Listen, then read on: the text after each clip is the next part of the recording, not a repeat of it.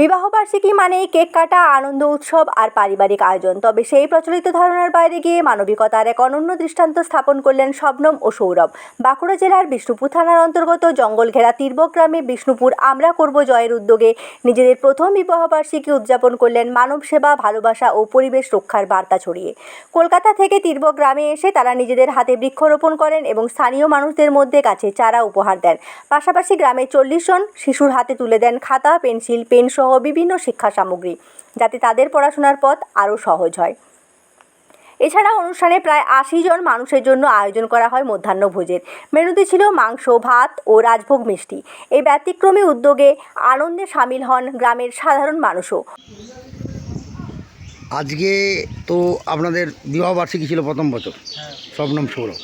তো এটাই হঠাৎ করে বিষ্ণুপুর আমরা করব জয়ের মাধ্যমে এই কলকাতা থেকে এই জঙ্গলে কেন পছন্দ করলে?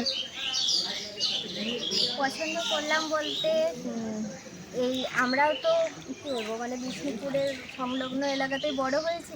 তো এই সব মাটির যে টান আমাদের, মানে এই বাচ্চাগুলোর সাথে কাটানো, দিনটা কাটানো, এগুলো সব মিলিয়ে মানে একটা অন্যরকম স্পেশাল হয়ে উঠেছিল। সেই কারণে এখানে আসা।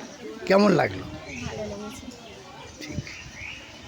অনুষ্ঠানে উপস্থিত ছিলেন বিষ্ণুপুর আমরা করব জয়ের প্রধান পরিচালিকা কাজিরুন নাইলা বেগম এবং সংগঠনের কর্ণধার মুজিবর কাজী। তারা জানান, সমাজের পাশে দাঁড়ানো এবং মানবিক মূল্যবোধকে ছড়িয়ে দেওয়ার লক্ষ্যেই সংগঠনটি রাজ্যের বিভিন্ন প্রান্তে নিয়মিত এমন কর্মসূচি পরিচালনা করে চলেছে।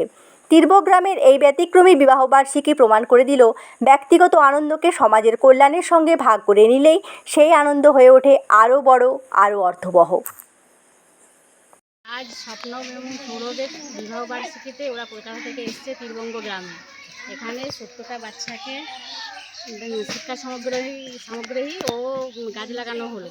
ওরা নিজের হাতে গাছ লাগালো এবং বাচ্চাদেরকে শিক্ষা সামগ্রী উপহার দিলেন এবং 70 জন বাচ্চার মধ্যে খাওয়া দাওয়া হবে, মাংস ভাত মেনুতে আছে। আর এই যে গাছ দেখতে পাচ্ছেন, এসব গাছ আমাদেরই লাগানো। আমি হচ্ছি আমরা করব জয়ের প্রধান পরিচালিকা কাজী নাইলা বেগম। পিস নিউজ বাংলা, সত্যের পক্ষে, শান্তির পথে।